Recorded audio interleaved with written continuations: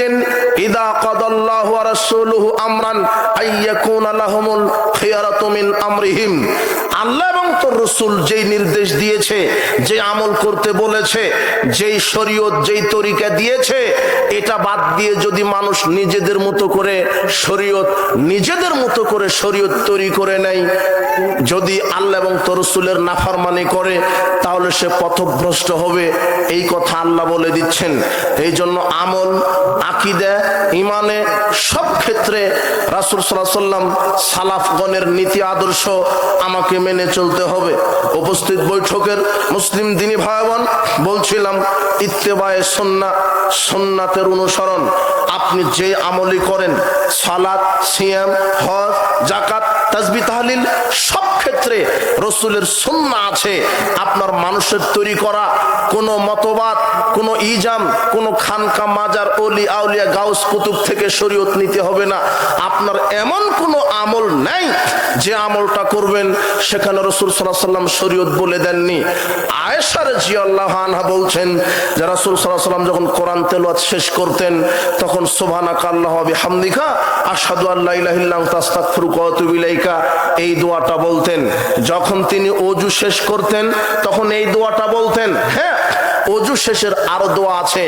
আল্লাহর নবী বলছেন, মান তাওয়াজ্জা ফাহসানাল উদুয়া, যে ব্যক্তি ওযু করলো, সুন্দর করে ওযু করলো, সুম্মা ইয়াকুল, এরপরে বলল আশহাদু আল্লা ইলাহা ইল্লাল্লাহু ওয়াহদাহু লা শারীকা লাহু আশহাদু আন্না মুহাম্মাদান আবদুহু ওয়া রাসূলুহু, এটা ওযু শেষের দোয়া।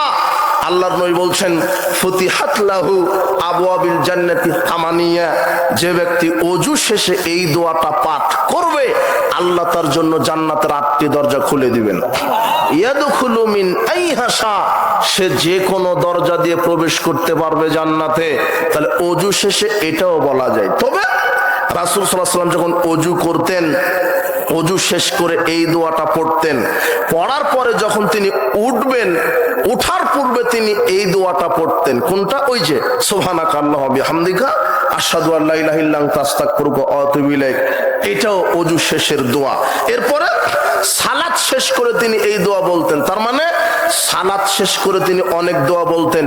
তিনি সালাম ফেরানোর পরে বলতেন আল্লাহু আকবার, আস্তাগফিরুল্লাহ, আস্তাগফিরুল্লাহ, আস্তাগফিরুল্লাহ, আল্লাহুম্মা আনতাস সালাম ওয়া মিনকাস সালাম তাবারাকতা ইয়া যাল জালালি ওয়াল ইকরাম, এভাবে বলতেন তিনি। এরপরে বলতেন তোমরা সালাতের পরে সুবহানাল্লাহ 33 বার বলো, আলহামদুলিল্লাহ 33 বার বলো, আল্লাহু আকবার 34 বার বলো। একজন ভিক্ষুক দরিদ্র মানুষ এসে বলছেন, আল্লাহর নবী, আমি তো দরিদ্র মানুষ, আমি ধনী মানুষের মতো অত ইবাদত করতে পারি না। আমরা গরিব মানুষ, আমরা সালাত আদায় করি, রমাদানে সিয়াম পালন করি, কিন্তু ধনী যারা, যাদের টাকা পয়সা বেশি আছে, তারা সালাত সিয়াম তো আদায় করে, তারা হজ করে, যাকাতও দেয়, জিহাদ ফান্ডে দানেরও প্রতিযোগিতা করে, তাহলে আমাদের চেয়ে তো তাদের ডবল নেকি হলো। আমরা তো হজ যাকাত আদায় করে নেকি পেলাম না। তখন আল্লাহর নবী বলছেন, শোনো, তোমাদেরকে একটা পদ্ধতি আমল শিখিয়ে দিই। কি? তোমরা প্রত্যেক ফরজ সালাতের পরে সুবহানাল্লাহ 10 বার, আলহামদুলিল্লাহ 10 বার, আর আল্লাহু আকবার 10 বার বলবে। এই 3টা তাসবিহ 30 বার যদি বলতে পারো, আল্লাহ তোমাদেরকে কবুল হজের নেকি লিখে দিবেন। হাদিস বুখারী 843 নম্বর হাদিস। 33 বার করে বললেও একই সওয়াব, 10 বার করে বললেও হবে। আপনি বলেন, আল্লাহ নবী বলছেন কেউ যদি 33, 34 সুবহানাল্লাহ, আলহামদুলিল্লাহ, লা ইলাহা ইল্লাল্লাহ বলে, তাহলে আল্লাহ তার পাপকে ওইভাবে ক্ষমা করবেন, তার পাপ যদি সমুদ্রের ফেনা তুল্য হয়ে থাকে। কত আমল, কত নেকি নেওয়ার মাধ্যম, কত আমল। ফরজ সালাতের পরে নবী করিম সাল্লাল্লাহু আলাইহি ওয়াসাল্লাম কত আমল তার উম্মতকে শিখিয়ে দিয়েছে। এরপর আল্লাহ নবী বলছেন, মান কারা দুবরা কুল্লি সালাতিন, যে ব্যক্তি প্রত্যেক ফরজ সালাতের পরে আয়াতুল কুরসি পাঠ করবে, লাম ইয়ামনাহু মিন দুখুলিল জান্নাতিল মাউত, যে ব্যক্তির এই আমলটা থাকবে। কি আমল? প্রত্যেক ফরজ সালাতের সালাম ফেরানোর পরেই যদি আয়াতুল কুরসি পাঠ করা থাকে, যেই ব্যক্তির এই আমলটা থাকবে, এই ব্যক্তিটা জান্নাতে ঢুকতে পারছে না কেন? তার বাধা হয়ে দাঁড়িয়েছে মৃত্যু। এই লোকটা মৃত্যুবরণ করার সাথে সাথে আল্লাহ তাকে জান্নাতে ঢুকিয়ে দিবে। এটা আল্লাহ রাসূলের শিখানো আমল, আপনি এই আমল করেন। তিনি বলছেন, নবী করিম সাল্লাল্লাহু আলাইহি ওয়াসাল্লাম বলছেন, প্রত্যেক ফরজ সালাতের পরে একবার ইখলাস পড়ো, একবার ফালাক পড়ো, একবার নাস পড়ো। এরপরে তিনি বলছেন মাগরিব এবং ফজর সকাল সন্ধ্যায় ইখলাস ফালাক নাস 3 বার করে পড়ো। এরপরে তিনি বলছেন যখন ঘুমাতে যাবে তখন কি করবা, 2 হাত একত্রে করো, ইখলাস ফালাক নাস একবার করে পড়ে ফু দাও, ফু দিয়ে সমস্ত শরীর মাসা করো ঘুমানোর পূর্বেই। তাকফিকা মিন কুল্লি শাই, তাহলে পৃথিবীতে যত বালা মুসিবত আছে আল্লাহ তোমাকে সব বালা মুসিবত থেকে হেফাজত করবেন। নবী করিম সাল্লাল্লাহু আলাইহি ওয়াসাল্লামের শিখানো সুন্নাতে আমল আপনাকে করতে হবে, কিন্তু এদেশের অধিকাংশ মানুষ সুন্নাতে আমলকে ভালো লাগে না, শুধু বাপ দাদার দোহাই দিয়ে বেদাতকে টিকিয়ে রেখেছে এক শ্রেণীর মানুষ। আর একটা দৃষ্টান্ত, ফরজ সালাতের পরে সম্মিলিত মোনাজাত, এটা যে এত ঘৃণিত বেদাত তবুও টিকে আছে জোর করে দলীয় দাপটে, সংখ্যাগরিষ্ঠতার দাপট দিয়ে, আপনার শক্তির দাপট দিয়ে, আপনার সংখ্যাগরিষ্ঠতা প্রশাসনের দাপট দিয়ে বেদাতকে কায়েম করা হয়েছে। সারা পৃথিবীর সব আলেম ওলামা যদি বলে যে ফরজ সালাতের পরে সম্মিলিত মোনাজাত করতে হবে, তবুও বেদাত হবে কেন? মুহাম্মদ সাল্লাল্লাহু আলাইহি ওয়াসাল্লাম করেননি। মুহাম্মদ সাল্লাল্লাহু আলাইহি ওয়াসাল্লাম করেননি, যে করলে দেখান তিনি কি করেছেন ফরজ সালাতের পরে। এতগুলি আমল শিখিয়ে দিলেন, আপনার পেট ভরলো না, তবু ওটা করতে হবে কেন? তার মানে আপনি গোড়ামি দেখাচ্ছেন, জেদ দেখাচ্ছেন, অহংকার দেখাচ্ছেন। জেদ দিয়ে, হঠকারিতা দিয়ে, গোড়ামি দিয়ে ইসলাম টিকে না, ইসলাম টিকে দলিল দিয়ে। আপনাকে দলিল দিয়ে আমল করতে হবে। যদি দলিল বিহীন আমল করেন, পাহাড় পরিমাণ যদি আমল থাকে, কবুল হবে না। শুনেন, ইসলাম দলিলে বিশ্বাসী।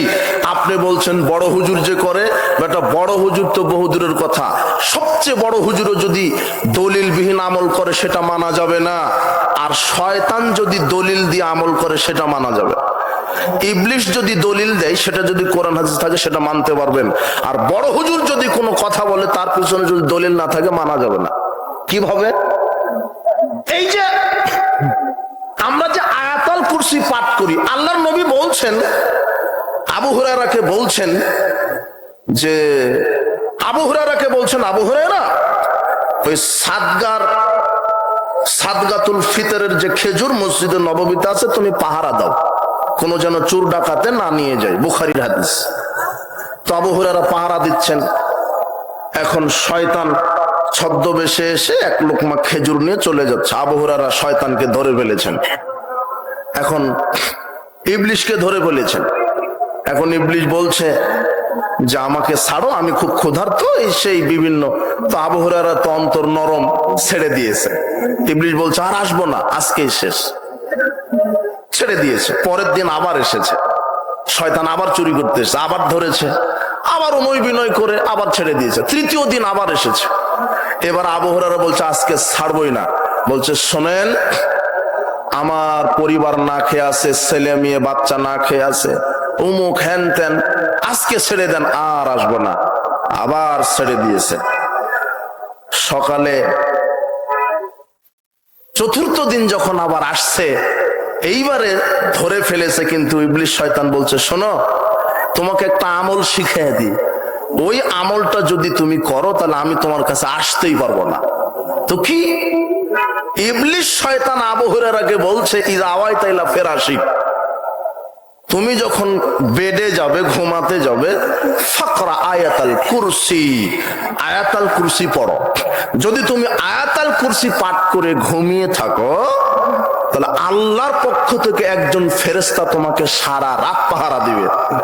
ওয়ালাম ইয়াকরুবুকা শাইতান হাত্তা তুসবিহা, আর সকাল পর্যন্ত তোমার কাছে কোনো শয়তান আসতে পারবে না।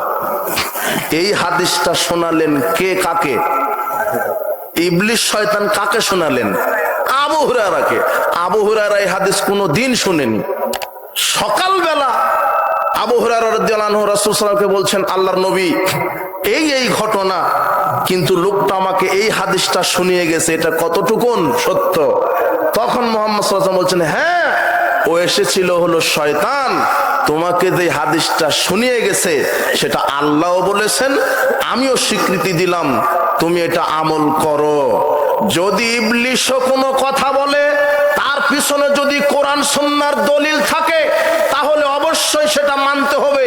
আর আপনার যত বড়ই পাগড়িওয়ালা হুজুর হোক, আলখাল্লা পড়া হুজুর হোক, সে যদি কোনো দলিল বলে সেটা যদি মুহাম্মদ সাল্লাল্লাহু আলাইহি ওয়াসাল্লাম থেকে প্রমাণিত না হয়, সেটা মানার 5 পয়সার কোনো মূল্য নেই।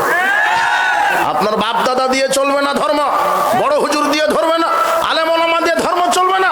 একজন পার্সন, একজন ব্যক্তি যার নাম মুহাম্মদ সাল্লাল্লাহু আলাইহি সাল্লাম। আজকে উপমহাদেশে অনেক মসজিদ মাদ্রাসায় শিরক বিদআত চালু আছে এক শ্রেণীর পাগড়িওয়ালা, আলখাওয়ালা, টুবিওয়ালা বেদাতি হুজুরদের কারণে।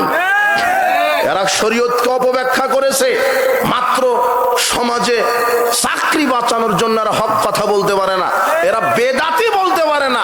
কাপুরুষের মতো ম্যাও ম্যাও করে বলে সুন্নাতের খেলাফ। আরে পুরুষ হলে বল না এটা বেদাত। জাতির সামনে স্পষ্ট করে দাও, ফরজ সালাতের পরে, সভা সমিতির পরে, বিবাহের বৈঠকের পরে, জানাজার সালাতের পরে সম্মিলিত মুনাজাত বিদআত। এটা প্রমাণ, এটা প্রকাশ করে দাও না কেন তোমরা? করবে না? আশ্চর্য কথা, যেটা মুহাম্মদ সাল্লাল্লাহু আলাইহি ওয়াসাল্লাম করেননি, সাহাবায়ে কেরাম করেননি। বলেন, আপনার হুজুরকে বলতে বলেন মেলাদ, কিয়াম, চেহলাম এগুলি বিদআত। এক শ্রেণীর আলেম ওলামা এই পৃথিবীতে দালালি করছে ধর্মের, এদের পৃষ্ঠপোষকতায় শিরক কায়েম আছে, বেদাত কায়েম আছে। আল্লাহ এদেরকে যেন হেদায়েত দান করে। বলছিলাম, উপস্থিত বৈঠকের মুসলিম দিনী ভাই বোন, ইত্তেবায়ে সুন্নাহ, সুন্নাতের অনুসরণ। যদি কোনো আমল করতে গিয়ে যদি দলিল না থাকে, সেই আমল আল্লাহ কবুল করবেন না। সাহাবায়ে কেরাম দলিলের ব্যাপারে কঠোর ছিলেন, আল্লাহ নিজে দলিলের ব্যাপারে কঠোর ছিলেন। আল্লাহ বলছেন, কোন ফাসিক যদি কোনো খবর নিয়ে আসে তাহলে তদন্ত করো। কে বলছেন? সূরা হুজরাতের 6 আয়াতে বলছেন, ইয়া আইয়ুহাল্লাযীনা আমানু ইন জাআকুম ফাসিকুম বিনাবাইন ফাতাবায়ানু। এই বিশ্বাসীগণ, যদি কেউ তোমাদের কাছে কোনো খবর নিয়ে আসে, সেটা তোমরা দলিল সহ যাচাই করো। আল্লাহ কি সহ যাচাই করতে বলেছেন? দলিল সহ। নবী করিম সাল্লাল্লাহু আলাইহি সাল্লাম নিজে দলিলের উপরে কায়েম ছিলেন। তিনি নিজেও একটা আমল করবেন, তিনি শরীয়তের কাছে জিম্মি ছিলেন, তিনি আল্লাহর বিধানের কাছে জিম্মি ছিলেন। নিজের থেকে কোনো আমল করতে পারেননি, নিজের থেকে কোনো ফতোয়া তিনি দিতে পারেননি, যতক্ষণ না কার নিকট থেকে না আসছে। আর এই কথা আল্লাহ বলছেন, আল্লাহ বলছেন, ওয়ামা ইয়ানতিকু আনিল হাওয়া ইন হুয়া ইল্লা ওয়াহয়ুহা। আমার নবী নিজের থেকে কোনো কথা বলেন না, তিনি যা বলেন সব আমার পক্ষ থেকে করা ওহী। সুবহানাল্লাহ। যিনি জীবনে একটাবার মিথ্যা কথা বলেননি, আকাশের নিচে জমিনের উপরে সবচেয়ে তাকওয়াশীল পরহেজগার মানুষ, ভদ্র নম্র মানুষ, সবচেয়ে দিনদার তাকওয়াশীল পরহেজগার মানুষ, যার নাম মুহাম্মদ সাল্লাল্লাহু আলাইহি ওয়াসাল্লাম। এই ব্যক্তি নিজের থেকে একদিনও একটা কথা বাক্য কোনোদিন বলেননি। আল্লাহ বরং আরো হুমকি দিয়েছে আমাদের নবীকে। আল্লাহ বলছেন, ওয়ালাউ তাকাওয়ালা আলাইনা বা'দাল আকাবিল। হে জাতি শোনো, তোমরা এটার উপরে অটল থাকো যে হে মুহাম্মদ সাল্লাল্লাহু আলাইহি ওয়াসাল্লাম, তুমি যদি আমি আল্লাহর কোনো কথা নিজের থেকে তুমি যদি বানিয়ে বানিয়ে বলতে যেটা আল্লাহ বলেছেন, তুমি নিজের থেকে বলে যদি বলতে যেটা আল্লাহ বলেছেন, আর সেটা যদি আমার না হতো, লাখাজনা মিনহু বিল ইয়ামিন, আমি ডান হাত দিয়ে তোমার হৃৎপিণ্ডটাকে চেপে ধরতাম, সুম্মা লাকাতানা মিনহুল ওয়াতিন, আর আমি তোমার ডান হাত দিয়ে আমি তোমার হৃৎপিণ্ডটা চেপে ধরে আমি তোমার হৃৎপিণ্ডটা কেটে ফেলে দিতাম, কণ্ঠনালী কেটে ফেলে দিতাম, যদি আমার নামে তুমিও বানিয়ে বানিয়ে কথা বলতে। এই কথা কে কাকে বলছেন? আল্লাহ। কাকে বলছেন? মুহাম্মদ সাল্লাল্লাহু আলাইহি ওয়াসাল্লামকে। তার মানে মুহাম্মদ সাল্লাল্লাহু আলাইহি ওয়াসাল্লাম যা কিছু বলেছেন সব কার পক্ষ থেকে? এক শ্রেণীর ফিতনাবাজ, অনেক ফিতনাবাজ ভ্রান্ত তরিকা দল বের হয়েছে, তার একটা নব্য টাটকা ফিতনাবাজ হচ্ছে আহলে কোরআন। আহলে কোরআন এরা বলছে যে শুধু কোরআন মানতে হবে, হাদিস মানা যাবে না। কেন? হাদিস আসছে বহু পরে, হাদিস মানুষের বানানো, শুধু কোরআন মানতে হবে। আপনাকে এই আকীদায় বিশ্বাসী হতে হবে যারা বলে শুধু কোরআন মানলেই যথেষ্ট হবে, কোরআনে যেটা পাবো সেটা মানবো, হাদিস মানার দরকার নেই। এরা টাটকা কাফের। এদেরকে যারা কাফের মনে করবে না তারাও কাফের। কথা বুঝেছেন? এরা ফিতনাবাজ। এরা বলছে শুধু কোরআন মানলে হবে। মুহাম্মদ সাল্লাল্লাহু আলাইহি ওয়াসাল্লাম 1450 বছর পূর্বেই এই আহলে কোরআনদের ব্যাপারে সতর্ক করে গেছেন। আপনি আবু দাউদ খুলেন, 4604 নম্বর হাদিস, রাসূল বলছেন, শোনো, আলা ইন্নী উতিতুল কিতাব ওয়া মিসলাহু মাহু। যারা বলে যে শুধু কোরআন মানলে হবে না, আল্লাহ আমাকে কোরআন দিয়েছে, কোরআনের সাথে অনুরূপ আরেকটা কিতাবও দিয়েছে। বলেন সুবহানাল্লাহ। কোরআনের সাথে অনুরূপ কিতাব কি? হাদিস। এরপরে তিনি স্পষ্ট করে দিলেন, আলা, মনে রেখো, শাবআনু রাজুলুন শাবআনু আলা আরিকাতিহি। এক শ্রেণীর প্রাচুর্যবান মানুষেরা শেষ জামানায় তার সিংহাসনে বসে বলবে, আলাইকুম বিহাদাল কোরআন, তোমাদের জন্য শুধু কোরআন মেনে নেওয়া যথেষ্ট হবে। ফাওয়াজাতুহুম ফি হালালিন ফাহিল্লুহু, কোরআনে যতটুক হালাল পাবে অতটুকুন মানবে। ফামাওয়াজাতুহুম মিন হারামিন ফাহাররিমুহু। আমিন বলে সূরা ফাতিহা শেষে, তখন মুক্তাদি তোমরাও আমিন বলো। ইয়াকুলুল ইমাম গায়রুল মাগদুবি আলাইহিম ওয়ালাদ দাল্লিন, যখন ইমাম গায়রুল মাগদুবি আলাইহিম ওয়ালাদ দাল্লিন বলে তখন তোমরা আমিন বলো। ইমাম যখন আমিন বলে তখন তোমরা আমিন বলো। ওই সময়তে ইমামের সাথে ফেরেশতারাও আমিন বলে। ফাইন্নাহু মান ওয়াফাকা তামিনুহু তামিনাল মালাইকা। ওই সময়তে তোমরাও আমিন বলো ইমামের সাথে সাথে। যদি ইমামের আমিন, ফেরেশতা কুলের আমিন আর তোমাদের আমিন একসাথে হয়ে যায়, গুফিরা লাহু মা তাকাদ্দামা মিন যামবিহি, আল্লাহ তোমাদের বিগত সব পাপ ক্ষমা করে দিবেন। সব পাপ ক্ষমা হবে, কিন্তু পাপ নেকি হবে না। নবী করিম সাল্লাল্লাহু আলাইহি ওয়াসাল্লাম বলছেন, ইয়াকুলুল ইমাম সামি আল্লাহু লিমান হামিদা। ইমাম যখন সামি আল্লাহু লিমান হামিদা বলবে, ফাকুলু রব্বানা লাকাল হামদ হামদান কাসীরান তাইয়িবান মুবারাকান ফি। তোমরা এই দোয়াটা বলো। তাহলে কি হবে?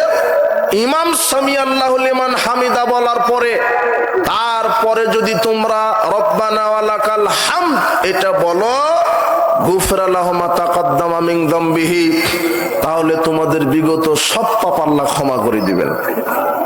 কিন্তু পাপ কি হবে না? নেকি হবে না। জোরে আমিন বললে সব পাপ ক্ষমা হবে, পাপ নেকি হবে না। রব্বানা লাকাল হামদ হামদান কাসীরান তাইয়িবান মুবারাকান ফি, এটা বললে বিগত সব পাপ ক্ষমা হবে, পাপ নেকি হবে না।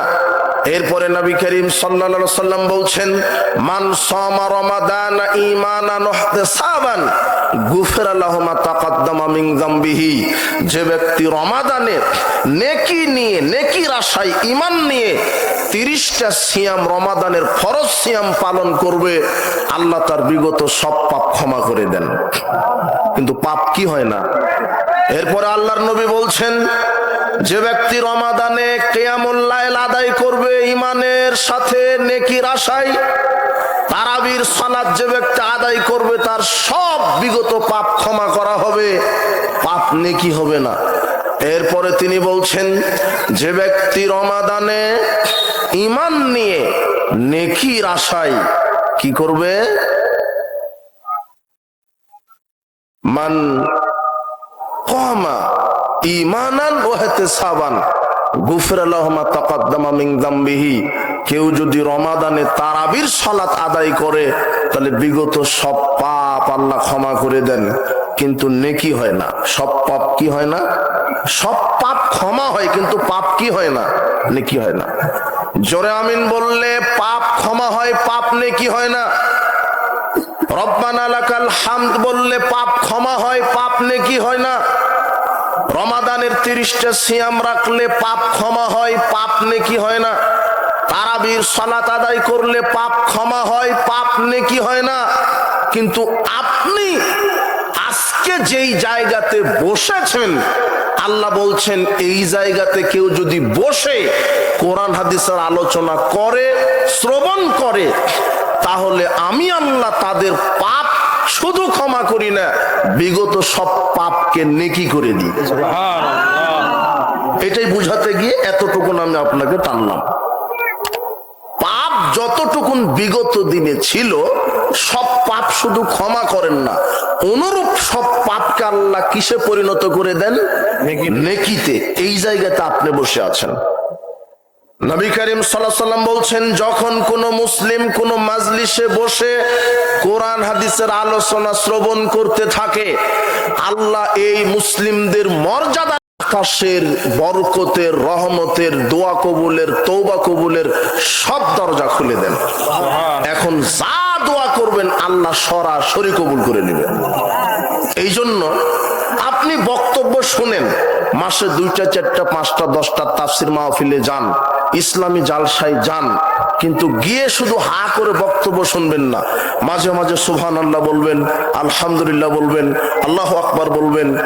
আর এই সময়তে আকাশের দরজা খোলা আছে কেন? এখন শুধু রহমত, বরকত, শান্তি নাজিল হচ্ছে এখানে, আর দোয়া কবুলের জন্য আল্লাহ রেডি আছে।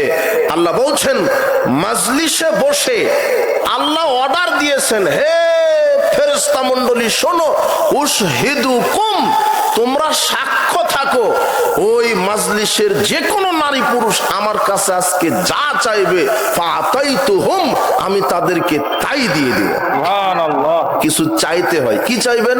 আল্লাহর কাছে বলেন, আল্লাহ আমার পিতা মাতা অসুস্থ, তুমি সুস্থতা দান করো। আল্লাহ আমার পিতা মাতা মারা গেছে, যদি কবরের শাস্তি থেকে থাকে হয়ে যায়, কবরের শাস্তি মাফ করে দাও। আল্লাহ আমি ব্যবসায়িক, আমার ব্যবসাতে বারাকা দাও। আমি চাকরিজীবী, আমার চাকরিতে বারাকা দাও। আল্লাহ আমি দারিদ্র, আমার দারিদ্র বিমোচন করে দাও। আমাকে হালাল রুজি রুটির ব্যবস্থা করে দাও। আল্লাহ আমাকে দিনদার পরহেজগার স্ত্রী দান করো। আল্লাহ আমার পাপ ক্ষমা করো। আল্লাহ আমাকে দীর্ঘ সুস্থ নেক হায়াত দান করো। আল্লাহ আমি যেন দীর্ঘ সুস্থ নেক হায়াতে সঠিক কোরআন এবং সেই সুন্নাহ মেনে আমল করতে পারি, সেই তৌফিক তুমি দান করো। আল্লাহ ঈমান নিয়ে কবরে যাওয়ার তৌফিক দান করো। আল্লাহ আমাকে জান্নাতুল ফেরদাউসের মেহমান হিসেবে কবুল করো। এইভাবে চাইতে হয়। এইভাবে যদি চান, আল্লাহ ফেরেশতাদেরকে বলেন, ফেরেশতারা এই বান্দা বান্দিকে তোমরা সৃষ্টি করতে নিষেধ করেছিলে, তাই না? দেখো এরা হতভাগ্য নয়, এরা আমার কাছে আশা নিয়ে এসেছে যে আল্লাহ পাপ ক্ষমা করতে পারে, আল্লাহ জাহান্নাম থেকে মুক্তি দিতে পারে, জান্নাত দিতে পারে। যারা প্যান্ডেলের মধ্যে বসে কোরআন হাদিস শুনছে, এরা আশা নিয়েই এসেছে। কাজেই তোমরা সাক্ষ্য থাকো, এদের সব পাপ ক্ষমা করলাম, এদেরকে জান্নাতুল ফেরদাউসের মেহমান হিসেবে কবুল করলাম। আমার এটা অন্তর বলে। এটা কেন?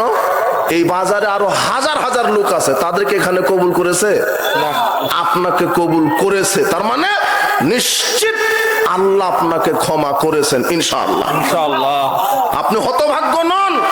আপনি যদি হতভাগ্য হতেন, এই প্রোগ্রাম, এখানে একটা প্রোগ্রাম হচ্ছে, তারপর আপনি মোড়ে মোড়ে দোকানপাটে বসে বিড়ি সিগারেট গাঁজা খেতে পারতেন না, পারতেন? দেখেন, মুসলমান, কোরআন হাদিসের আলোচনা হচ্ছে, অথচ দুনিয়া নিয়ে ব্যস্ত। আল্লাহ ওদেরকে সঠিক বুঝ, হেদায়েত দান করুন, আমিন। আপনাকে আল্লাহ কবুল করেছেন। তবে আরেকটা বিষয়, কোন মজলিসে বসলে নবী করিম সাল্লাল্লাহু আলাইহি ওয়াসাল্লাম বলছেন, যারা মজলিসে বসবে, ক্বাবলা ইয়াকুমা, উঠার পূর্বেই যদি এই দোয়াটা বলে, সুবহানাকা আল্লাহুম্মা বিহামদিকা আশহাদু আল্লা ইলাহা ইল্লা আনতা আস্তাগফিরুকা ওয়া আতুবু ইলাইক, এটা হলো বৈঠক বা মজলিস ভঙ্গের দোয়া। নবী করিম সাল্লাল্লাহু আলাইহি সাল্লাম যখন কোনো বৈঠক, কোনো জালসা, কোনো অনুষ্ঠান শেষ করতেন, তখন এই দোয়াটা পাঠের মাধ্যমে শেষ করতেন। এই দোয়াটার এত পাওয়ার, রাসূল সাল্লাল্লাহু আলাইহি সাল্লাম বলছেন, এই দোয়া পাঠ করে যদি কেউ উঠে, তাহলে মজলিসে আসতে যেতে বসে যত পাপ হয়ে গেছে, আল্লাহ সেটা ক্ষমা না চাইতেই অটো ক্ষমা করে দেন, ওটার জন্য ক্ষমা চাওয়া লাগবে না। এই দোয়া পাঠ করার সাথে সাথেই এই মজলিসে যত পাপ হয়ে গেছে, আসতে যেতে যত পাপ হয়ে গেছে, সব পাপের জন্য ক্ষমা চাইতে হয়, তাহলে ক্ষমা করেন। কিন্তু এই দোয়াটার এত পাওয়ার, এই দোয়াটা করার সাথে সাথে ক্ষমা না চাইতেই আল্লাহ অটো পাপ ক্ষমা করে দেন। আর যত নেকি হবে সব নেকিকে আল্লাহ মোহরাঙ্কিত করেন, কিয়ামত পর্যন্ত এই নেকিগুলিকে আল্লাহ সংরক্ষণ করে রাখেন। এই জন্য দোয়াটা পাঠ করে আমরা উঠবো ইনশাআল্লাহ। এই দোয়াটা অনেক জায়গাতে রাসূল সাল্লাল্লাহু আলাইহি ওয়াসাল্লাম পড়েছেন। আয়েশা রাদিয়াল্লাহু আনহা বলছেন যে মা জালাসা মাজলিসান কাত্ত আও সাল্লা সালাতান কাত্ত আও তাআলা কুরআনান কাত্ত আও তাওয়াদ্দা উযুয়ান কাত্ত। আয়েশা রাদিয়াল্লাহু আনহা বলছেন রাসূল সাল্লাল্লাহু আলাইহি ওয়াসাল্লাম যখন সালাত শেষ করতেন, এক, দুই, রাসূল সাল্লাল্লাহু আলাইহি ওয়াসাল্লাম যখন মজলিস ভঙ্গ করতেন, তিন, রাসূল সাল্লাল্লাহু আলাইহি ওয়াসাল্লাম যখন কোরআন তেলাওয়াত করতেন, চার, রাসূল সাল্লাল্লাহু আলাইহি ওয়াসাল্লাম যখন ওযু শেষ করতেন, ইল্লা খুতিমা যালিকা বিকালিমাত, এই দোয়াটা পাঠের মাধ্যমে শেষ করতেন। দোয়াটা হলো এইটা। দোয়াটা কোনটা? সুবহানাকা আল্লাহুম্মা ওয়া বিহামদিকা আশহাদু আল্লা ইলাহা ইল্লা আনতা আস্তাগফিরুকা ওয়া আতুবু ইলাইক। হাদিসটা কোথায়? রাসূল সাল্লাল্লাহু আলাইহি ওয়াসাল্লাম যখন কোরআন তেলাওয়াত শেষ করতেন এই দোয়াটা বলতেন, ওযু শেষ করতেন এই দোয়া বলতেন, সালাত শেষ করতেন এই দোয়া বলে শেষ করতেন, এবং বৈঠক যখন শেষ করতেন এই দোয়াটা বলতেন, সুবহানাকা আল্লাহুম্মা ওয়া বিহামদিকা আশহাদু আল্লা ইলাহা ইল্লা আনতা আস্তাগফিরুকা ওয়া আতুবু ইলাইক। ইমাম নাসাঈর as-সুনানুল কুবরা 10140 নম্বর হাদিস এটা। এই দোয়াটা রাসূল সাল্লাল্লাহু আলাইহি ওয়াসাল্লাম বলতেন কোরআন মাজিদ তেলাওয়াত শেষে। কিন্তু আমাদের দেশের অধিকাংশ হাফেজ সাহেব কোরআন তেলাওয়াত শেষে কি দোয়া বলে? সাদাকাল্লাহুল আযীম বলে না? আমরা এদিকে সংশোধন করে দিলাম, তাদের সাথে আমাদের কোনো শত্রুতা নাই। ইমাম আবু হানিফা রাহিমাহুল্লাহ নিজেই বলছেন ইযা সাহাল হাদিসু ফাহুয়া মাযহাবি, যখন সঠিক হাদিস পাবে সেটাই আমার মত, সেটাই মানো। তাহলে ইমাম আবু হানিফা আমাদেরকে সঠিকটা মানতে বলেছেন। তো আমরা সাদাকাল্লাহুল আযীম বলবো না। কেন বলবো না? রাসূল সাল্লাল্লাহু আলাইহি ওয়াসাল্লাম নিজে বলেননি, অন্য কাউকে বলতে বলেননি। বিষয়টা তো ইত্তেবায়ে সুন্নাহ, মানে সুন্নাতের অনুসরণ। মানে যেই আমল আপনি করবেন সেটা কার সুন্নাহ অনুযায়ী? সালাত, সিয়াম, হজ, যাকাত, তাসবিহ, তাহলিল, কোরআন মাজিদ, দান, সাদকা, আপনি যা কিছু করবেন কার সুন্নাহ অনুযায়ী করতে হবে? রাসূল সাল্লাল্লাহু আলাইহি ওয়াসাল্লামের। তাহলে আপনি কোরআন তেলাওয়াত একটা ইবাদত, ইবাদত আল্লাহকে সন্তুষ্ট করার জন্য করতে হবে। সন্তুষ্ট আল্লাহর, কিন্তু পদ্ধতি, তরিকা সুন্নাহ কার?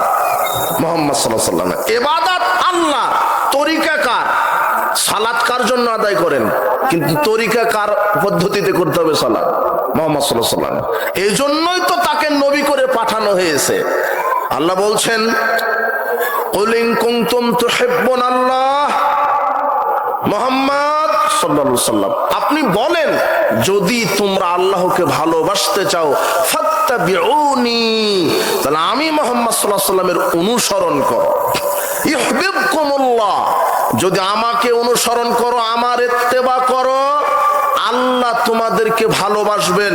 ওয়া ইয়াগফির লাকুম যুনুবাকুম ওয়াল্লাহু গাফুরুর রহিম, আর আল্লাহ তোমাদের বিগত সব পাপ ক্ষমা করে দিবেন। তাহলে অনুসরণ কার করতে হবে? যে কোনো আমলে, যে কোনো ইবাদতে, যে কোনো কর্মে একজন মানুষকে অনুসরণ করতে হবে, তিনি হচ্ছেন মুহাম্মদ সাল্লাল্লাহু আলাইহি ওয়াসাল্লাম। নবী করিম সাল্লাল্লাহু আলাইহি ওয়াসাল্লাম কোরআন মাজিদ তেলাওয়াত শেষে এই দোয়াটা পাঠ করতেন। আমি সাদাকাল্লাহুল আযীম বলবো না। কেন বলবো না? এটা রাসূল সাল্লাল্লাহু আলাইহি ওয়াসাল্লাম পড়েননি, পড়তে বলেননি। নবী করিম সাল্লাল্লাহু আলাইহি ওয়াসাল্লাম বলছেন মান আমিলা আমালান লাইসা আলাইহি আমরুনা, যে ব্যক্তি কোনো আমল করলো আর সেই আমলের নির্দেশ যদি আমার পক্ষ থেকে দেওয়া না হয় ফাহুয়া রাদ, তাহলে সেটা বাতিল হবে। আপনি কোরআন মাজিদ তেলাওয়াত শেষে যদি সাদাকাল্লাহুল আযীম বলেন তাহলে এটা হবে বিদআত। কেন? নতুন আপনি দোয়া আবিষ্কার করলেন, আর নতুন কিছু শরীয়তে ঢুকালে ওটা বেদাত হয়, আর বেদাতপূর্ণ কোনো আমল কবুল হয় না। কাজে আপনার কোরআন তেলাওয়াতের নেকি কবুল হবে না, হবে না। কথা কঠিন হলেও এটাই। কেন? রাসূল সাল্লাল্লাহু আলাইহি ওয়াসাল্লাম যেটা করেননি সেটা করাটাই তো বিদআত। রাসূল সাল্লাল্লাহু আলাইহি ওয়াসাল্লাম যে ইবাদত করেননি, আমল করেননি, কিন্তু আপনি যদি বলেন কি করব, তাহলে কোরআন মাজিদ তেলাওয়াত শেষে তখন আমি সুন্নাহটা দেখাতে পারবো। সেটা কি? রাসূল সাল্লাল্লাহু আলাইহি ওয়াসাল্লাম কোরআন তেলাওয়াত শেষে কি বলতেন? সুবহানাকা আল্লাহুম্মা বিহামদিকা আশহাদু আল্লা ইলাহা ইল্লা আনতা আস্তাগফিরুকা ওয়া আতুবু ইলাইকা। তো এই হাদিস, এই দোয়াটা বলেন, এই দোয়াটা বলেন না কেন? আরে দোয়া না থাকলে বুঝতাম যে আপনি আবিষ্কার করেছেন, তবুও তো বিদআত হতো। কিন্তু রাসূল সাল্লাল্লাহু আলাইহি ওয়াসাল্লামের দেওয়া একটা দোয়া আছে, তো রাসূল সাল্লাল্লাহু আলাইহি ওয়াসাল্লামের কোন সুন্নাহকে ওভারটেক করে কোন আমল করলে সেটা বিদআত হবে, সেটা ক্ষতিগ্রস্ত আমল হবে।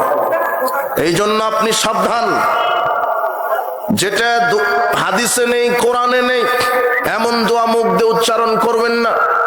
না হলে আগামীকাল আপনি আপনার এই রংপুরের সবচেয়ে যে বড় আলেম, তাকে জিজ্ঞাসা করবেন, মাওলানা সাহেব, আমাদের দেশের হাফেজ সাহেবেরা তো কোরআন মাজিদ তেলাওয়াত শেষ করে সাদাকাল্লাহুল আযীম বলছে, তো এটা তো কোরআন মাজিদ তেলাওয়াত শেষে বলতে হয়, এই দোয়াটা কোথায় লেখা আছে আরবিতে? হাদিসের কিতাবে কোথায় আছে? সহিহ জয়ীফ না একটা জাল হাদিস হলেও হবে, লিখাই নাই। কথা বুঝেননি মনে হয়, লিখাই হয়নি, এমনিতেই চলছে। সমাজে অনেক কিছু আমল আছে যেগুলি কোরআন হাদিসে লিখাই নাই, বাপ দাদার দোহাই দিয়ে চলছে, বড় আলেমদের দোহাই দিয়ে চলছে। বাপ দাদার দোহাই দিয়ে ধর্ম নয়, বড় আলেমদের দোহাই দিয়ে ধর্ম নয়।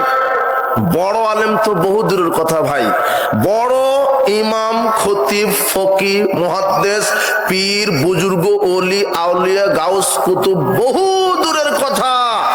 আল্লাহর নবী বলছেন, এই সাহাবারা শোনো, লাউ বাদা লাকুম মূসা, আজকে যদি তোমাদের কাছে মূসা আলাইহিস সালামের আবির্ভাব ঘটে, আল্লাহ যদি মূসা আলাইহিস সালামকে এনে দেন, ফাত্তাবাতুমুহু, আর যদি মূসার শরীয়তের ইত্তেবা করো, মূসাকে যদি অনুসরণ করো, ওয়া তারাকতুমুনি, আর আমি মুহাম্মদ সাল্লাল্লাহু আলাইহি সাল্লামকে যদি না মানো, আমাকে যদি প্রত্যাখ্যান করো, লা দালালতুম আন সাওয়াইস সাবিলা, তাহলে তোমরা পথভ্রষ্ট হয়ে যাবে। শোনো,